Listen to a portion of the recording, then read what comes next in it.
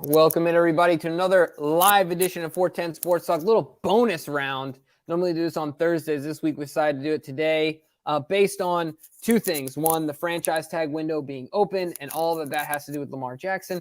And two, Todd Monken, of course. What's up? Oh, there we go. Now I hear you. I couldn't hear you for a little bit. Yeah. Now I got you. All right, guys, let me know if you can't hear me. But the other thing is of course, Todd Monken, our new offensive coordinator, gave us presser. They had the introductory presser, and I think there was a lot of telling stuff in there. So we're here to talk about it. Obviously, all things Ravens. But Glenn, we kind of had the week off last week. We did one video with the drop of the OC. How you doing? I'm doing good, man. I'm excited to actually have some news. You know, not the biggest news as far as, it being just the introductory press conference, but it seems like everything that has been talked about with the Ravens as of late is really just speculation and kind of all surrounding the Lamar Jackson negotiations and how that's going. So I'm glad that there's something else to be discussed because, man, it's like, how many times can we discuss the same topic with really no new information? So just thankful to have something to talk about that's not, speculation surrounding Lamar Jackson's negotiation. Oh, I don't hear you again. I don't know what's going on, Jimbo. I got nothing. We got nothing. Okay. Jimbo's having some technical difficulties. Yeah, there we go. So he's going to work on it. But yeah, I mean, I thought it was interesting that only Todd Monken took questions today. Harbaugh did not take any questions. I think that's pretty obvious as to why. I think all the questions that he would have probably been asked would have been surrounding Lamar Jackson. So I guess he just decided to remove himself from the equation to focus the attention on Todd and what he's going to be bringing to this team. But I did think it was a little bit interesting that John decided not to take any questions when typically John would sit next to the new hire, at least from the way I remember it. Did you find that to be at all, interesting, Jimbo? Yeah. Can you hear me okay? Yeah, there you go. Okay, cool. No, I was going to, yeah. So as far as that goes, I didn't really think about that. But now that you say it, yeah, it is a bit interesting, but I honestly don't think it was something they even thought about that much, except for the fact that, yeah, I mean, you don't want it to turn into just about Lamar Jackson. So, and might as well just throw the guy in the fire. What the heck? He knows what he's doing, right? Like this is a guy that's been there before, and been around the block a time or two. So I'm sure he felt comfortable and well prepared. Yeah, no doubt. But once he got up there and once he was peppered with questions from the assembled media, what were your initial thoughts on what he had to say? Anything surprising? Like, what were your thoughts on what he had to say? Well, this is what I'll say. This is my overarching, now that I've heard it all, this is my overarching thought about Monken himself. I always get nervous when a guy has a track record where he's kind of all over the place. But it made me think of when you heard him speak and talking about not sticking to a system, and really he's shown that. Like, coaches talk about that and they say, oh, well, I cater to my players and things like that. They say it's talk, but it doesn't always manifest itself on the field. You can see that in the proof of Monken's offenses. So, you know who made me think of a lot, Glenn, the way that he was describing the game, offensive systems, players in of themselves, made me think of Nick Nurse, right? The Raptors head coach, because when he got the head coaching job, he, was lightning in a bottle, right? That was year one. And obviously he took that team up to the championship and things like that, but he always talked about how it was an advantage coaching everywhere and having different players every night, because it's not about a rudimentary system, something rigid, right? It's about using who you got that day and coming up with something to get the win that day, right?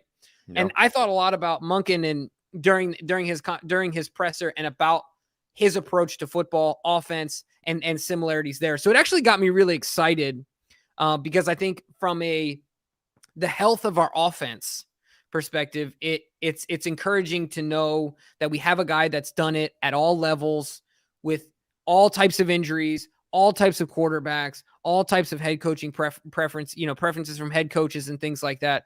And he's found success at every level and every situation, every scenario. So if I had to give you a few words to describe Monken, flexibility. I think he's innovative, and I think he's player first. But I think the flexibility part is really what stuck out to me over and over and over again as he was talking. So those are some of my overarching thoughts on Monken.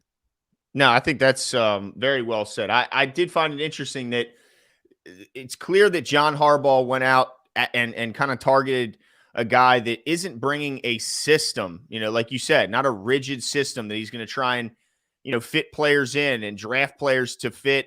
He instead has a fluid system, a system that is really built around what talent is provided to him. And so I love that aspect about him. You mentioned how he's played and participated in all kinds of systems across the gamut, really, when you look at, and it's all based on the skill set of the individuals. If he's got a crazy talented wide receiver room like he had in Tampa Bay, well, guess what? They're going to throw the ball a lot to those guys on the outside. But then if he's got a star-studded and super talented running back room, well, then Nick Chubb's probably going to get 1,500 yards like he did in Cleveland. And then you look at the physicality he's shown at Georgia and how they use the run game to set up the big play pass. I love the fact that he's more fluid. I think that's one thing we like about John Harbaugh is that he's not so rigid in that he has this system and that everyone has to adhere to it. He's already transformed in many ways. We going from Flacco to Lamar Jackson. Looks like he's ready to do it again with Monken. And yeah, I mean, that's just one of the reasons why this guy, he got me excited about this upcoming year. And I'll tell you what, some DK I think has a great post here that really kind of encapsulates Monken's philosophy, and the beautiful thing of it is that there's intricacy in simplicity, right? So good offensive football, right, is these 6 principles, right? Don't turn it over, be explosive, score touchdowns in the red zone, be good on third down, don't have lost yardage plays, have an athletic quarterback who can make off schedule plays. And then just like he says at the end, there are a lot of ways to skin a cat, but the principles of how you win are the same. That's awesome because I think when you got a guy like a Lamar Jackson, you need to have a framework within which to work, right? But you don't need to have a script all the time. There's a difference between having a framework and a script. The framework is, hey, let's work within these things. As long as our plays all check these boxes, all right, then who cares what it looks like?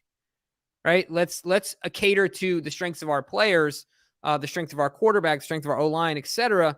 But let's keep these principles intact. So, yeah, I mean, he's really, I mean, I was blown away. I don't know if I'm being hyperbolic there. I was blown away. I think he's this really smart offensive mind who's my favorite people in any profession are those that learn it from experience, not from theory, but from practice, right? And this guy is not the type of person that has sat and watched people, and he's a 30-year-old. You know what I mean? Not that young coordinators are bad, but the guy has learned it from this side of the table. Now he's coming over to this side of the table. And he's obviously done that back and forth, but so his knowledge just impressed me, and it's really immense. So, yeah, I'm really looking forward to it. But Glenn, I got to tell you a couple words that got me excited. Yeah. I think it was 3 minutes in the presser, and he already said play action. And I was like, hallelujah. Yeah. Oh, my gosh. Can we get some play action going on in here, right? Yeah. Well, one thing that got me, I was worried because I like the fact that we were a tough, hard-nosed football team, a team that liked to be physical and like to, hit you in the mouth. And I didn't want them to go complete. I was worried that they'd go running so quickly from this end of the spectrum that they'd find that all of a sudden they're all the way at this end. We went too far. I love the fact that he kept bringing them back to a physical run offense is where you start, and you mentioned the play action game that comes off of that, but I want to focus quickly on that physicality because I love the fact that he said, you cannot control a game if you can't run the football. I love that because it's so right. I mean, you look at Buffalo and the struggles they have. It's all centered around the fact that they can't run it when they want to or when they have to. Yep. There's so many teams around the league that struggle with those same issues. So I love the fact that he's a run-first mind, but understands you have to have, the two complement each other, and you can't just just be good at one thing. You, of course, have to have a complementary and efficient passing game. I love the fact that he says physicality does not mean a 2 and 3 tight end set. You can be physical in any set, whether you're 5 wide or if you're 11 personnel. I love that mentality. Let's be physical no matter what formation you're in, whether you got one tight end on the field or none, whether you have 2 backs or none. I mean, you have to be physical, especially at the line of scrimmage, no matter the formation, no matter the situation. You have to be physical and you have to control the game with a strong run attack. That, to me, is something I was concerned would get lost in this change. And, man, it seems like it's in good hands that this guy will certainly make sure that those running backs are getting their run. Yeah, 100% agree with you there. I came away with some other thoughts in regards to the offense. And, it was funny. I was wondering what he thought what Patrick Ricard thought when he was like, fullback, no fullback. Pat's like, that's a good point. I mean, he didn't sound like he was endorsing the fullback position. Yeah, no, but he said fullback, no fullback, right? But the other thing I wanted to touch on was everyone thinks, I think on the outside looking in, unless you are a Ravens fan, you think about this job and the stability of Lamar Jackson and him being here or not. I completely understand that, but I think it's also fair to credit the organization for luring a guy in that I believe is a football mind that is worth having in your organization because of the things that he talked about: stability, established culture, head coach with some tenure, a great front office. He did call Bisciotti Biscotti, so he's officially a cookie. But no, all I wanted to say was that I thought that his answer was interesting, right? In asking what was appealing about the job. That to me sounds like a coordinator that's been around the block and knows what it's like to work for Freddie Kitchens and some organizations that don't have those things. Not saying that a quarterback isn't everything, right? Because a lot of times it starts and stops with them and you're tied to their success. But ultimately, I don't know how much you got the best players. I mean, look at that Browns roster. Mm-hmm.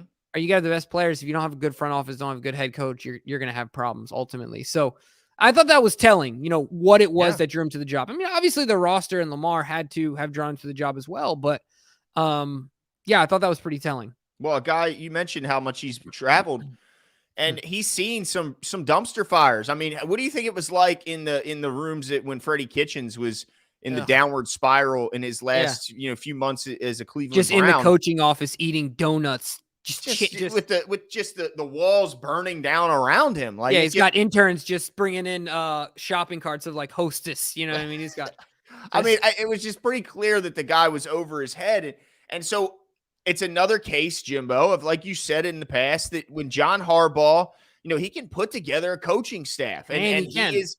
And he's a guy that guys want to play for. So, he has want to work culture, with, want to work for. No doubt. I mean, the culture set here, Monken talked about, he didn't name his source, but he said he talked to guys and said, look, they told him, look, you want to be a part of what's going on in Baltimore. And I think that matters because you can't tell me that a Super Bowl winning team doesn't have a good coaching staff. So you have to put together a good coaching staff. And of course, then you got to put good players on the field, but you have to have it has to be a complete top to bottom on your organization if you're going to compete for championships. Yeah.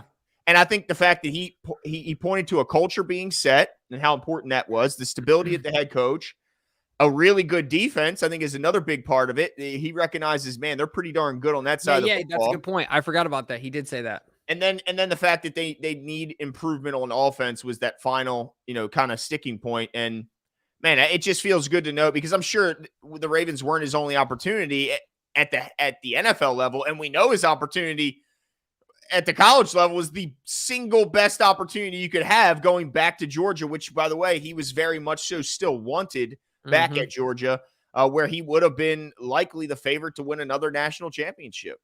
Yeah, absolutely. And the other thing too, so Marco G says Monken has already used fullbacks. Pat may move. Oh, excuse me. Monken has rarely used fullbacks. Pat may move to guard. I don't think he's moving to guard. But look, if Monken if the Ravens want Pat here, you better believe it sounds like if Monken is who he says he is, he's going to get value out of him. Yeah. So I just think that's ultimately what it is at the end of the day. So, I mean, look, this guy's been around. He talked about, who was he coaching with? That was just power was it La Tech, Louisiana Tech? Oh, and like, who did he say? Dang it. But they'd have 3-hour practices and everything, but 30 minutes was just running. It was like power run. That's it. Yeah, just smashing into each other. Yeah, the whole practice, and that's all it was the whole game, right? Like, so look, he knows what to do. If he can get a guy that is valuable enough to get on the field, he's going to do it. The other thing I want to talk to you about, Glenn, is he just kept talking about spacing, right? Mm-hmm. And I think that do we have a super chat, DK? Oh, the tweet? I'm trying to okay, here we go. All right, awesome. So Sarah Ellison says, Todd Monken, I love this. On his offense philosophy. To me, balance isn't the run pass. Yeah, this is awesome. Balance is make them defend all 5 of our guys. Make them defend the field. I think that's where players want to play. They see themselves in that way. That's the way the game has gone. Certainly from college, it's an upstream effect. That's what they're used to. They're not used to anymore being under center, 5-step drop. That doesn't exist. They're used to being in gun, RPOs, spreading the field, using space. That's the style they want to play in. Yeah. Finger on the pulse, right? Dude's got his finger on the pulse. I love that he's coming from the college ranks where he knows what these guys are going to like. To that last sentence right there, where it says that's the style they want to play in. I thought another big telling part of what he had to say was how important players' belief in the system is. And I think it was pretty clear that Greg Roman had lost the belief of his players. Like he had lost Mark Andrews. Like how clear was it that Mark Andrews was pissed off? He was frustrated. And it looked like he had lost the belief of his guys on offense. And Monken talked about it. Like when guys show up for installation day, they look at and they go, all right, how am I going to be able to contribute to this performance? How can I make myself an important asset to this offense in this game plan? And if you don't see an avenue for you to participate and you don't see, how are you going to get up for preparation that week? How are you going to be hyped and excited for game day? How are you going to put out 100% effort on every route when you know you ain't getting the ball? So I love the fact that he stressed the belief first and foremost. And then right there, they say the balance. Every guy has to know that I'm a participant in this offense. I'm not just a bystander. I'm not just a distraction. I'm not just a guy that has to be guarded because I'm on the field. I have to be guarded because I might make a play. Mm-hmm.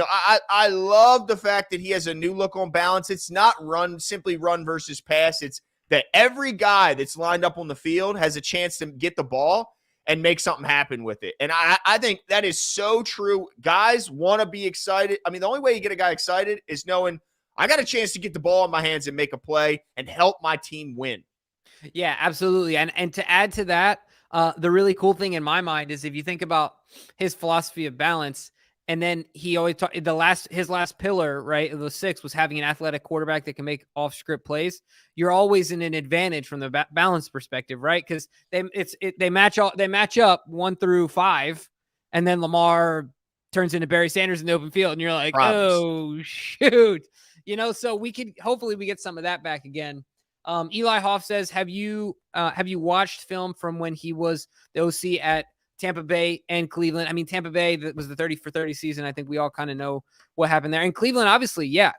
We watched that because we played them twice. Will he create new plays, or does he bring in whatever he used elsewhere, or a bit of both? I think it's a bit of both, Glenn. Look, if you think Greg Roman has a vault, this guy has got a vault.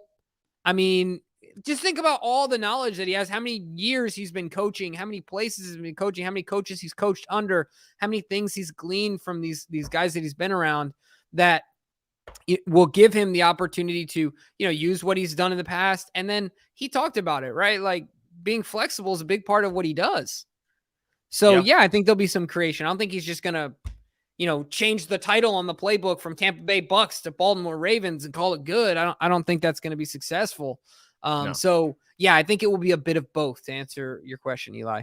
Yeah, and I think what people have to realize about his time at Tampa and his time in Cleveland is that in Tampa, the first 2 years, Dirk Cutter was calling plays. You know, he was Oh promoted yeah, from offensive coordinator to head coach because of his relationship with the quarterback. So he was calling plays first 2 years. Third season is when Monken took over as the play caller, and then in Cleveland, it was Freddie Kitchen's show.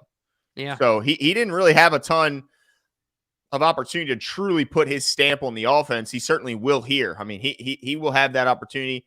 As far as will he create new plays, maybe some unique things, but most of And it's was tweaking. yeah, most of it's just using what's already out there. I mean, there's so many things already out there that you don't necessarily have to come up with a new, you know, a new play art. You Right, just you don't have have to to use what's reinvent the already out wheel. there.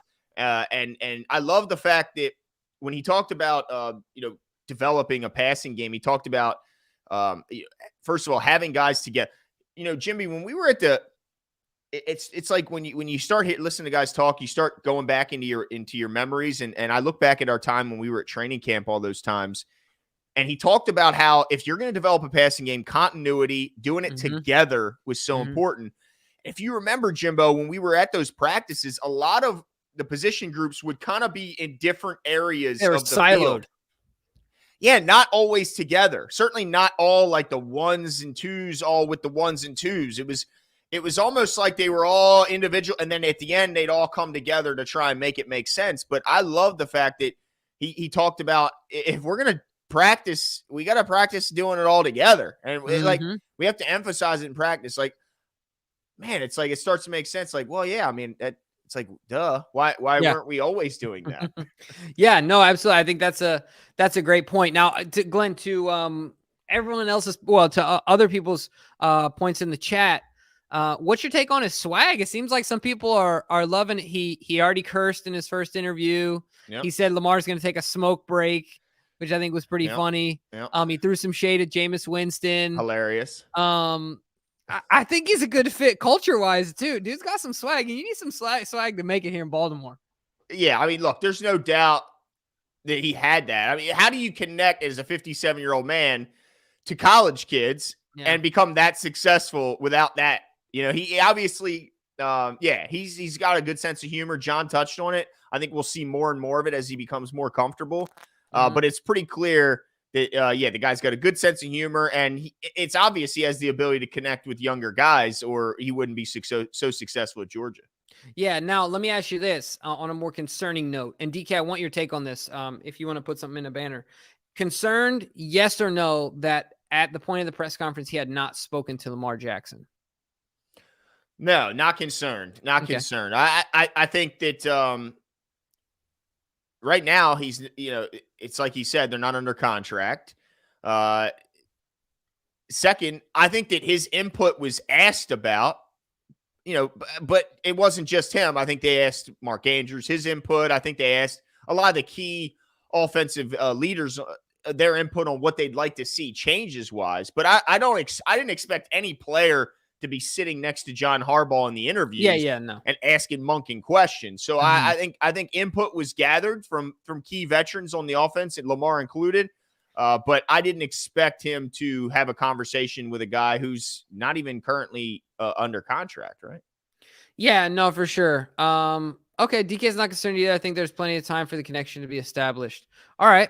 That's interesting. I'm the only one that's concerned then, in that I feel like I'm not overly concerned, but it is a bummer, as I guess I would say it. Like, are you 100% sure if he was under contract that they would have talked? Because I'm not. Well, it's been a week. But I mean, he hasn't talked to anyone. Yeah, but if you're going to talk to anyone, it's going to be, even a text message, like. Yeah, maybe a text would like, have been, you don't got to send a letter via pigeon, right? Like, pick up the phone and chat. You know what I mean? Like, I bet you if Monken FaceTime Lamar, he'd pick it up with with his flats on at the beach or something. You know what I mean? Just hanging out, like catching footballs over jet skis or something. I don't know. But yeah, I mean, I think that I don't know. I guess it's a bummer. I don't know if I'm concerned. I just kind of like. I don't think he would have talked to him no matter, even if he was in the first year of a 10-year contract, because it's the off season.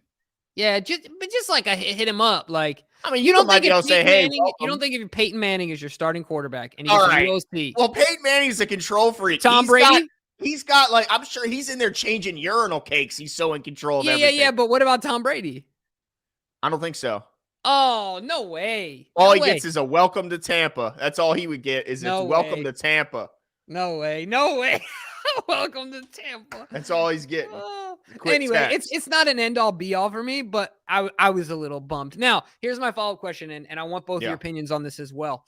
Does this do anything? We kind of talked about this at the initial point of hire, right? We did our video, our reaction video, but now that you've heard him, you've had some more time to sit on, to sit and think on the fact that he's our OC. Does this do anything positively, negatively, or a net zero, like no change at all in Lamar's likelihood of signing a long-term deal with the Ravens?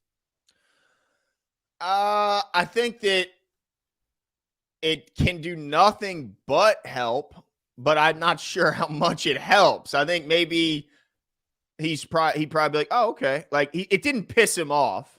It didn't disappoint him, but I think it comes down to the money, and that's really all that matters. I think there could have been like a doomsday hire. Like we hire a guy and he goes, what the hell are y'all doing? Yeah. And I don't think that did that. So I think that if anything, it helped, but I don't think it helped much.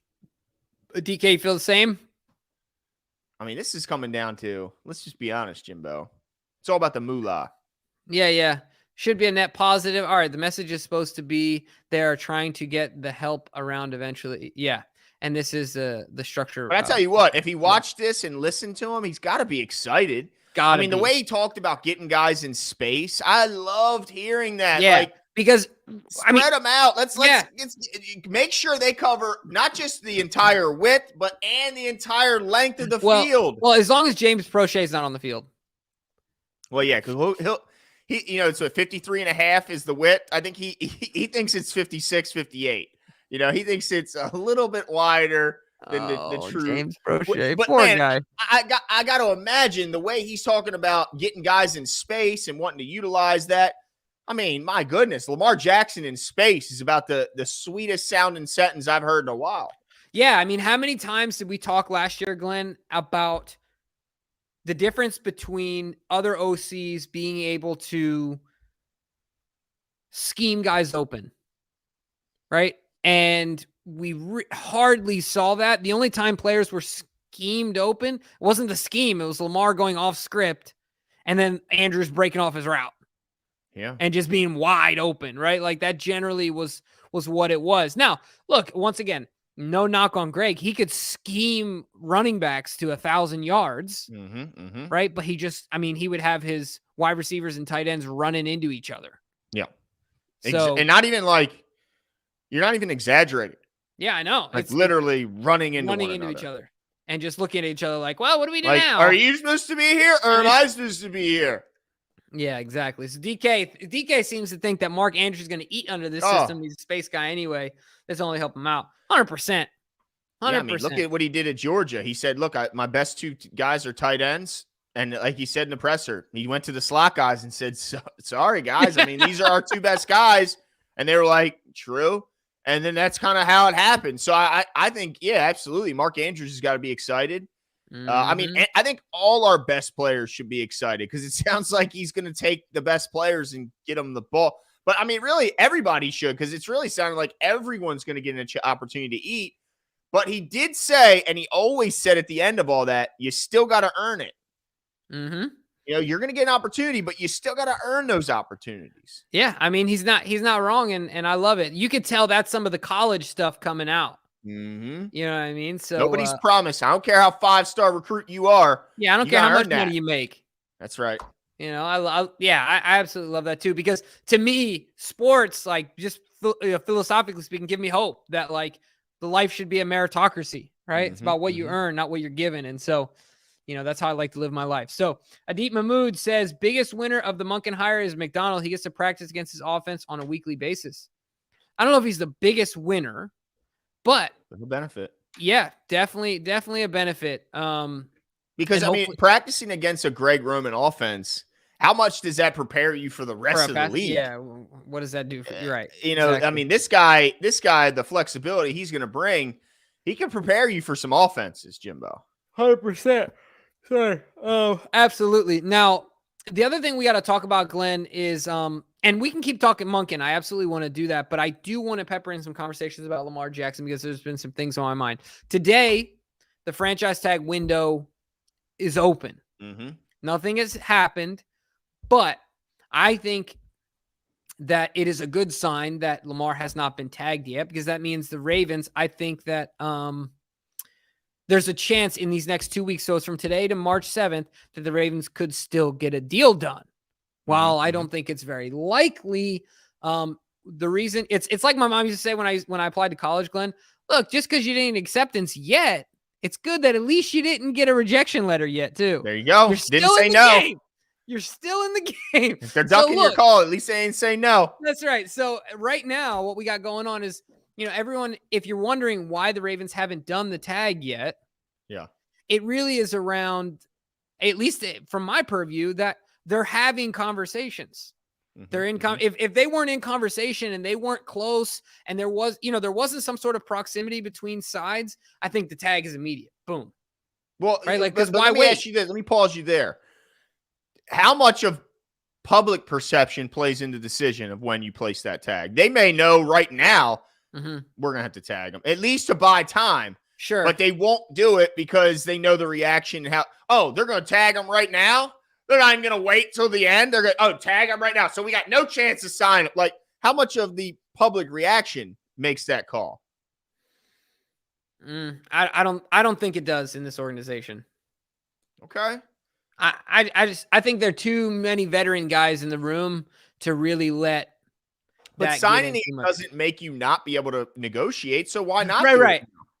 Well, the reason I think is because why do it now if you're still talking about a deal? But it doesn't stop you from talking. It's true. I just think that if they're close enough to where they feel like they get it done, why do the extra paperwork? I mean, hey, look, I hope you're right, Jimbo. Because that means they're this close. If they don't feel like doing that paperwork, that means they're this close. Right, because it's like, what I mean? I don't know. I just feel like, why go through the legal?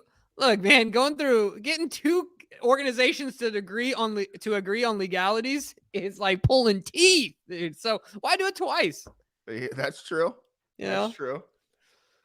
Important to wait for trade value too. DK, you know what? Well, look, how much it makes you wonder how much trade value, like, you can even, because a lot of times the agent is the one acquiring that on your behalf. He's kind of gauging the area on, okay, well, this team, I know they're not supposed to, but they don't let me know. They'll give you this, and they'd be willing to do this. All right. I wonder how much of that is limited by the fact that he doesn't have a traditional agent. Yeah, well, and let me ask you guys this question as well. Obviously everyone's talking about Herbert's upcoming deal, Burrow's pending deal, but now you have Jalen Hurts in the mix as well, because he wasn't a first round pick. They don't have the 5th-year option. So unless I'm mistaken, did he just end year 3? Yes. He just ended year 3. Yeah, because last year was his first time as a full year starter. This year he, took off, and his first year he came in for an injured Wentz, right? Yeah. So he's technically in a contract year. Yeah. They're obviously already talking discussions. Roseman has, come out and said he's earned anything that he's given. So like, who's playing with fire more here on waiting for these to drop? Because I used to think it was the Ravens. I'm starting to think it's Lamar, because I don't see any of these guys pushing for the same kind of deal that Lamar's taking. You see what I'm saying? Yeah, I think Steve Bisciotti would love to see one of these other guys get signed. He'd love to see all of them get signed, but just one of them, please let one of them sign, because I think it's only winning for Bisciotti. Let's say any of those guys do get the fully guaranteed deal. All right, well, it was probably going to happen eventually, right? So at least it wasn't me who opened the box. I didn't open Pandora's, because if he's the one who gives it to Lamar, right now it's an outlier. If he's the one who makes it a precedent, if he's the one who opens that box, it's never going to get shut again. So I don't think he wants to be the guy who does it. I think that he would love now, and ideally what he wants to have happen is all those guys sign and all 3 of them don't get fully guaranteed deals. Well, and to be honest with you, I think that's most like, if Lamar gets the tag, I think that's the most likely scenario by the end of the summer. Yeah. I think by the end of August, why isn't guys with agents, why isn't Hurts, Herbert, and Burrow, why aren't they signed? I mean, that's just what happens. The only way it wouldn't be is if somehow their players just say, you know what, we're going to be in this together in a way. We're going to make sure that one of us gets a fully guaranteed deal because we know once one of us gets it, then all of us get it. I wonder how much of that back channel talking, because we know it happens amongst the owners. How much does it happen amongst the players? I think it happens more in the NBA than the NFL. Weirdly. Like, I don't think Joe Burrow. Burrow. Quarterbacks are a unique group. Yeah, I don't think Lamar Jackson and Joe Burrow, like, they, maybe not those two guys, but you don't think you don't think maybe Herbert, Burrow, maybe Hurts, maybe Hurt. Yeah, I mean, yeah, there might be some intermingling, but the other thing too is that their contracts are. Yeah, and that's true. There's just more guys in the NFL, right? Like, there's so many players. But there's only 32 quarterbacks that start. But this is the reason I think it doesn't happen, is because in the NBA, the contracts, I don't think, while they do have an impact on the team you can have built around you, it's a soft cap, right? Mm-hmm. So if the team ultimately wants to pay more, they're going to pay more. But with the NFL, it's so much more of a competitive advantage a way that a contract is set up. So why would Joe Burrow chat with Lamar about how he's about to set up his contract to keep his wide receivers on the team, when he could not do that, withhold that information, and then have Lamar figure out on his own, and then lose, multiple pieces if he fumbles it, right? Like, in his eyes. Well, it might not be Lamar. It might be the Players Association. Yeah, that's true. Influencing these guys with traditional agents, saying, look, all it takes is one more guy to get guaranteed, then all you guys get it. All of you. Yeah. We just need one of you to just say, dig your heels in. And let's be honest, if anybody in the quarterback market is going to dig their heels in, it's probably Lamar. I mean, I hate to say it, but look at what he's always kind of done that, right? Like, yeah, I mean, he's always bet on himself 100. Guys come out. When he came out, everybody wanted to switch positions. He said, no, I'm not. Not only am I not switching, I'm not running no 40-yard dash. Why do I got to run a 40-yard dash when I'm a quarterback? And people are like, come on. He's like, no. So yeah. I'm just wondering, like, is he going to dig his heels in and he's going to be that guy who makes it happen for the rest of the quarterbacks? And then after them, it's, the rest of the league. Well, the only thing I'll say on it definitively I feel confident in, though, Glenn, is that all throughout this whole process, I've always said waiting only benefits Lamar. I feel like that time is starting to end, only because I don't think any of those guys sign a fully guaranteed deal that's just going to break the world record or shatter some Deshaun Watson deal or even mirror it. So I think that will only bring down Lamar's leverage. Now, this is the only thing that DK has said, is that it doesn't seem as though Lamar is doing too much negotiating. He's just kind of saying, these are my terms. So maybe he doesn't care.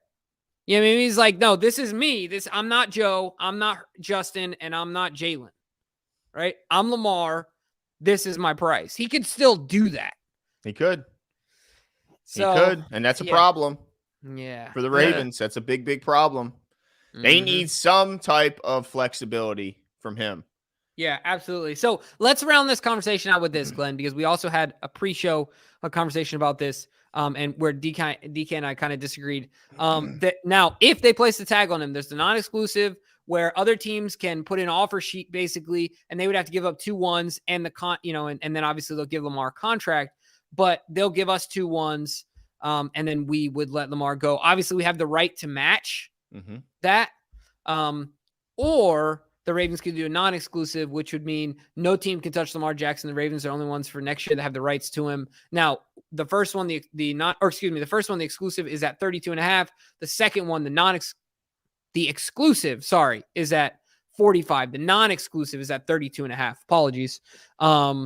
So really the question is, if they put a tag on him, which tag do you think it will be? And what does it mean about their path forward? Because I have some thoughts on that. Yeah, I think that the non-exclusive tag would do very little to keep Lamar Jackson in Baltimore playing. I don't think there's any chance that if they do just the standard non-exclusive tag, that a team isn't multiple teams aren't going to be willing to give him an offer that could make it really tough and challenging for the Ravens to match. And now they could have the opportunity to do it, but I think that they would get awfully creative in how they structure it. I mean, we've talked about it. They would try and make a way to where the Ravens can't match line for line. And I don't know the exact details on how they would have to do that, but if it's line for line, got to match, I'm sure there's creative ways that other teams could make it a real challenge for the Ravens to get on board with. So I think it has to be the non-exclusive. I think there's the only way, because look, the Niners gave up 2 first-round picks and a third-round pick in the following season to move up to draft Trey Lance, an unknown commodity, a guy who had thrown very few passes in his entire collegiate career at a school that didn't play anybody. They gave up all that. So to give up 2 1s for a talent the level of Lamar Jackson, who's a known commodity, who's just 26, man, I think there'll be a handful of teams that would gladly make that deal happen. And so I think it's either the exclusive franchise tag or a long-term deal. I don't look at that non-exclusive as a real option. Yeah, so I agree with you there. You said it line for line. I agree with you there, phrase for phrase. I'm 100%. Now, this is the only thing that I'll say is that if it is an exclusive tag, I think the chances of him playing, not Lamar wanting to play or not wanting to play, I think Lamar wants to play. Like if he's given the tag, he's going to play. But him playing from a budgetary perspective, from a salary cap perspective, him playing at that rate, the Ravens have painted themselves into a corner over and over and over and over again, right? Because they cannot expect to, with the way the roster is constructed, to compete for a Super Bowl in this coming season and have a quarterback with a cap hit of $45 million. I just don't think that they can do it. So I think what it means is that the deal is imminent. Mm-hmm. And that's what I'm hoping for. Or what if it's not? Right. So it only really means 2 things. The deal's imminent. There we go. Or he's gone. That's exactly right. Because DK's thought is that, and I agree with him, if he's given the non-exclusive, that means the Ravens are ready to get as much value as possible out of Lamar Jackson in a deal. All right? Yeah. And they've kind of moved on from where if they did a non-exclusive, it would be, okay, go test the market and come back to us. Right? And maybe we'll match, but and maybe we'll get a deal done. But if the exclusive happens, then they're kind of over it. And they're like, all right, we're over this. We're going to tag him and we'll get him out of here type thing. But let's see. The DK says the real question is there a possibility that Lamar Jackson plays on the tag regardless of whichever tag it is? I think either tag, 100%. I'm not going to lie. $45 million divided by 17 weeks. That's an awful lot of money he's willing to give up. Like and I don't see a game? I just don't see him giving up a $2.3 million paycheck. Is that what it is? Let me see. 45. How many zeros is this, Jimbo? 6. Oh, my God. It's my regular paycheck, That is just sickening to look at that. All right. So how many? 17 weeks? Is that you said, DK? 2.647 okay, I was close. million per week he would have to surrender. I don't see it happening. Yeah, no way. No absolute way. And he likes to play ball. Yeah. On top of it. But honestly, I would be stunned if it even came to that, where the Ravens are realistically finding him game checks and that would be a disaster. I think the Ravens would do anything to avoid. Yeah, 100%. I mean, Lamar has to know that it didn't work out for Le'Veon Bell, right? Didn't he end up losing money because he lost the year and then he got a worse deal with the Jets than he was going to get at the Steelers once he, in his last year when he was still under contract, the contract they originally offered him was worse than what the Jets offered him. Yeah, and I mean, let's remember, it's not like, with the deal he would be turning down is insane. The deal that would be on the table that he's saying no to is absolutely unbelievable. So let's just hope that you're right, Jimbo, and that it is right on the horizon, that we'll hear an extension being announced in the very near future. Because, man, as excited as I was watching Todd Monken talk about the changes to this offense, if I hear that Lamar Jackson is for sure going to be leading that offense, I mean, holy smokes, is this exciting? I mean, this guy, he just seems like he's got a pulse on what needs to be done now in today's NFL. Name a guy in the NFL this year that's going to have a better understanding of this year's top draft picks, especially in a limited, people are calling this a pretty limited draft. I think Mel Kiper, he talked about he's having trouble finding, his top 80 or 85 is looking, So we only got 5 picks. Sounds like a good year to not have a lot of picks. And sounds like the good year to have a guy who knows the college and the college game and all the players very, very well. Like, this guy knows everyone in the SEC. I mean, everyone, top to bottom. So, and all the guys that even escaped the SEC, he probably had a hand in trying to recruit most of them. Mm-hmm. So he knows them well. He probably watched them, if not in high school, he watched them in their JUCOs or wherever they were transferring from. I mean, this guy is going to be a huge asset, and I expect 2019 type surprise results if Lamar Jackson's back. I expect 2019. Obviously, it's going to look a lot different in how they get those number ones. I expect that, Jimbo. I mean, think of the element of surprise the Ravens have with this guy, Jimbo. Yeah, I mean, 2019 though. Whoo. Yeah, I'm going crazy. Well, I know. This still got more, right? I mean, we don't know. I'm saying if we did. Right. Yeah, I see what you're saying. Sure. Look, I think ultimately though, this is what we know, Glenn. If it comes down and it's the exclusive tag, it's binary at that point, right? It's either door 1 or door 2. That's it. So at least we get clarity, right? Like, it's not going to be this mucky gray area. It's either going to be, all right, dude, you're signing the deal. We're getting you to an extension, or you're out the door because you're not playing under $45 million cap hit because we can't do that. You know what I mean? So because Eric DeCosta talks about fiscal responsibility all the time, he's not going to gut the team. He's not going to do it. Yeah. So at least we'll get in my job when I get closer to closing a deal, I call micro updates. Or so we'll get a micro update. Yeah, right? Like the next 2 weeks, we'll get the micro update, which is what's your prediction? Exclusive? Exclusive, yeah. Yeah. The deal's going to get done. I think, if I'm not mistaken, didn't we get to this point with Suggs and then he ended up getting the deal done?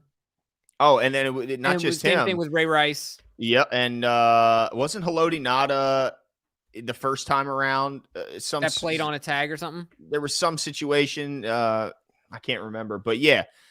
I think the deal will get done. It's too important. And it could get so ugly. The longer this goes, once the season gets closer, it could start getting really ugly. And let me tell you, the national media is going to do nothing but stoke any flames. They see any smoke, they're over there getting oxygen on that smoke. They didn't see flames. They're going to do anything they can to try and drive a wedge between Lamar and this team. So the quicker they can get this deal done, the quicker we can get that stuff, in the rearview mirror. Yeah, 100%. So I'm looking forward to it. But overall, I mean, I think the theme of the show is we're excited about Monken, and we're really hopeful that he gets to partner up with Lamar Jackson. It seems like personality-wise, they'd be a great fit. Philosophically, I think they'd be a great fit. So I'm looking forward to this, and we're really hopeful that they can get this done. We'll be back again on Thursday. Mm-hmm. Oh, the other thing too, we got to shout out Brad, the intern. Yeah, Brad. Absolutely. So we are so grateful for Brad and all his help and time with us. Spent more than a year with us? 2 seasons? Yeah, I believe so. Yeah. Was it 2? 2? Or was it like right after the season? So a whole off season and a whole season. Okay. Yeah. So, a long time Brad spent with us. Brad has now started his own show. I think it's called Baltimore Season or Ravens Season. So go check it out. You can check out his Instagram, Lamar Season. I'm sure you guys are already following him. But either way, we wish him nothing but the best. We're so glad that he was able to be a part of the ride. And hopefully we'll have him on the show. We'll be on his show. And right now it's 3 of us. But, we'll be bringing some other folks along as well. So stay tuned for the ride. But let's see. No Muck You says, I feel like the Ravens might use the non-exclusive to have another team negotiate the deal for them potentially. That's just, you talk about playing with fire. That is all that's gasoline on the fire, because Every other position, I'm okay with it. Yeah, there's only Not that one. guy. There's only one guy on 105.7 that I trust, and that's Vinny Serrano. When it comes to football, Yeah. Vinny's been in the front office. You know, he knows how it goes down, and he said very clearly there is no way they're putting the non-exclusive tag on Lamar Jackson because these guys, just like you said, Glenn, will take a contract and make it so Eric DeCosta cannot be, based on what they know about his cap constraints, match this deal. They'll just too bad such public record, each other's financials. Yeah. Like, there's no hiding it. Yeah. So, yeah, I don't think that does happen. I like the idea in theory because it would help. But I just don't think it happens. It would help. You know who that would help be perfect for? Like a guy like Pat Ricard. Like, yeah, go ahead, check the market, see what happens, and then come crawling back to us. Right, exactly, because no one's going to give up 2-1. No, but Lamar goes out there and he's going to have there's going to be bouquets of flowers laid at his feet. Like, yeah, he would be out of here. There's no way. And yeah, I'm not ready to see that. I'm not ready to see that happen. But let us know what you guys think. What were your thoughts on the Todd Monken press conference? Are you happy with what the responses you got? Yeah. Did you need a smoke break afterward? Oh my goodness. Were you hoping to hear something specific that you didn't hear? Anything that alarmed you that you heard him talked about? Did you find it interesting that Harbaugh decided not to participate other than just a quick introduction in this press conference?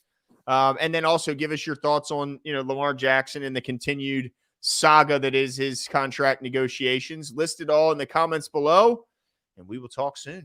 See ya.